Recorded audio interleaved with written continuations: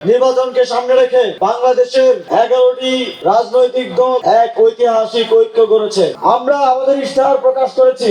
আমরা সেখানে বলেছি, শাপলা চত্বর গণহত্যা, বিডিআর হত্যাকাণ্ড সহ আওয়ামী লীগের আমলে যত গুম খুন হত্যা করা হয়েছে এবং সর্বশেষ আমাদের সহযোদ্ধা শহীদ শরীফ ওসমান বিন হাদির হত্যা, সকল হত্যাকাণ্ডের বিচার আমরা নিশ্চিত করব। ত্রয়োদশ জাতীয় সংসদ নির্বাচনের মতো ঐতিহাসিক নির্বাচনকে সামনে রেখে বাংলাদেশের 11টি রাজনৈতিক দল এক ঐতিহাসিক ঐক্য করেছে। আমাদের এই ঐক্যের পক্ষ থেকে টাঙ্গাইল 3 আসনে আপনাদের জন্য প্রার্থী হিসেবে আপনাদেরই সন্তান সাইফুল্লাহ হায়দারকে মনোনীত করা হয়েছে। এই জোট গড়তে প্রত্যেকটি রাজনৈতিক দলের অনেক ত্যাগ করতে হয়েছে। প্রত্যেকটি আসনেই প্রায় সকল রাজনৈতিক দলের প্রার্থীরা দীর্ঘদিন ধরে কষ্ট করে যাচ্ছিলেন। তারা দেশ ও জাতির স্বার্থে, জোটের স্বার্থে, আপনাদের স্বার্থে, জনগণের স্বার্থে তাদের ব্যক্তি স্বার্থ বিসর্জন দিয়ে একসাথে কাঁধে কাঁধ মিলিয়ে এই জোটকে বিজয়ী করতে কাজ করে যাচ্ছেন। সংগ্রামী বন্ধুগণ, আমরা যখন 2018 সালে কোটা সংস্কার আন্দোলনের মধ্য দিয়ে আমাদের রাজনৈতিক যাত্রা শুরু করি, ঠিক সেই সময় থেকে সব সময় সাইফুল্লাহ হায়দার ভাইকে আমাদের পাশে পেয়েছি। আপনারা জানেন, তখন আমরা সংখ্যায় খুব বেশি ছিলাম না। 15-20 জন থেকে শুরু করে সেই মিছিল দীর্ঘ হতে হতে গণভবন পর্যন্ত কোটি কোটি মানুষের মিছিল গিয়ে পৌঁছেছিল 2024 সালের গণঅভ্যুত্থানে।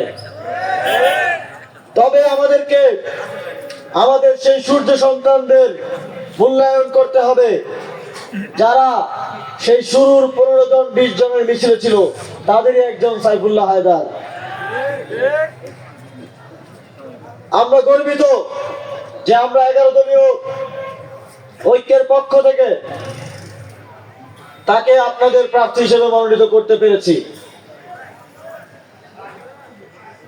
অন্তর্বর্তীকালীন সরকারের সময় যখন দায়িত্বে ছিলাম, তিনি বারবার আপনাদের বিভিন্ন সমস্যার কথা নিয়ে, বিভিন্ন সমাধানের প্রস্তাব নিয়ে আমাদের কাছে ছুটে গেছেন।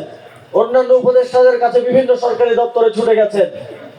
তার আবেদনের প্রেক্ষিতে, আপনাদের আবেদনের প্রেক্ষিতে ঘাটাইলে স্থানীয় সরকার বিভাগ থেকে আমি 3,40,00,000 টাকার মতো বিশেষ বরাদ্দ দিয়েছিলাম।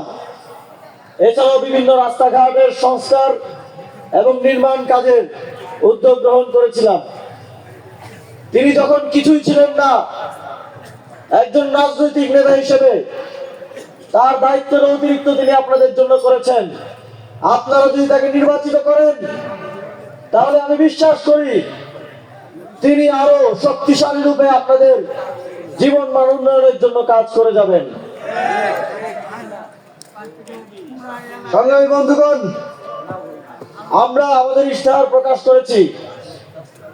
আমরা সেখানে বলেছি, জুলাই গণহত্যা, শাপলা চত্বর গণহত্যা, বিডিআর হত্যাকাণ্ড সহ আওয়ামী লীগের আমলে যত গুম খুন হত্যা করা হয়েছে এবং সর্বশেষ আমাদের সহযোদ্ধা শহীদ শরীফ ওসমান বিন হাদির হত্যা, সকল হত্যাকাণ্ডের বিচার আমরা নিশ্চিত করব ইনশাআল্লাহ। সংগ্রামী বন্ধুগণ, আমরা আমাদের ইশতেহারে জবাবদিহিতা নিশ্চিত করার কথা বলেছি।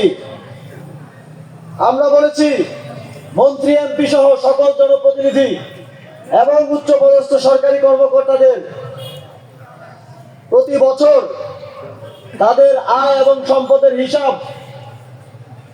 হিসাব দাও নামের একটি প্ল্যাটফর্মের মাধ্যমে আপনাদের কাছে উন্মুক্ত করা হবে। ইতিমধ্যে হয়তো আপনারা দেখেছেন, আমি যখন দায়িত্ব হস্তান্তর করি, তখন আমি আমার কূটনৈতিক পাসপোর্ট এবং সম্পদের হিসাব সরকারকে